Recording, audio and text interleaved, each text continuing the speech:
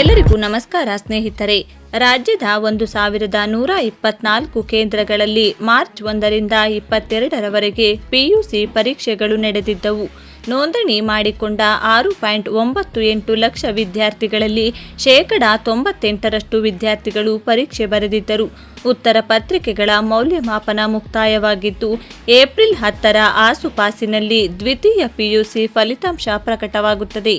ಹೌದು, ಫಲಿತಾಂಶ ಹೇಗೆ ಚೆಕ್ ಮಾಡುವುದು, ರಿಸಲ್ಟ್ ಚೆಕ್ ಮಾಡುವ ವೆಬ್ಸೈಟ್ ಏನು ಅಂತ ನೋಡೋದಾದರೆ, ಕರ್ನಾಟಕ ದ್ವಿತೀಯ ಪಿಯುಸಿ ಪರೀಕ್ಷೆ ಬರೆಯುವ ವಿದ್ಯಾರ್ಥಿಗಳು ತಮ್ಮ ಪರೀಕ್ಷೆ ಪ್ರವೇಶ ಪತ್ರದಲ್ಲಿ ನೀಡಲಾದ ರಿಜಿಸ್ಟರ್ ನಂಬರ್ ಅಥವಾ ರೋಲ್ ನಂಬರ್ ಬಳಸಿ ಕರ್ನಾಟಕ ಮೌಲ್ಯ ನಿರ್ಣಯ ಮಂಡಳಿ ನೀಡುವ ವೆಬ್ಸೈಟ್ನಲ್ಲಿ ಫಲಿತಾಂಶ ಚೆಕ್ ಮಾಡಬಹುದು.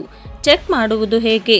ಮೊದಲು https:/karresults.nic.in ಭೇಟಿ ನೀಡಿ.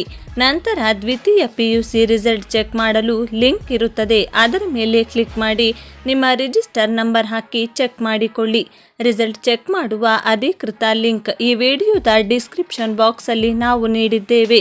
ಕರ್ನಾಟಕ ದ್ವಿತೀಯ ಪಿಯುಸಿ ಪರೀಕ್ಷೆ ಬರೆಯುವ ವಿದ್ಯಾರ್ಥಿಗಳು ಪ್ರತಿ ವಿಷಯದಲ್ಲಿ ಕನಿಷ್ಠ 35% ಅಂಕಗಳನ್ನು ಗಳಿಸಿದರೆ ಉತ್ತೀರ್ಣರಾಗಬಹುದು. ಹೀಗಾಗಿ ಎಲ್ಲರಿಗೂ ಆಲ್ ದಿ ಬೆಸ್ಟ್ ಹೇಳುತ್ತಾ ವಿಡಿಯೋವನ್ನು ಎಂಡ್ ಮಾಡ್ತಾ ಇದ್ದೀವಿ.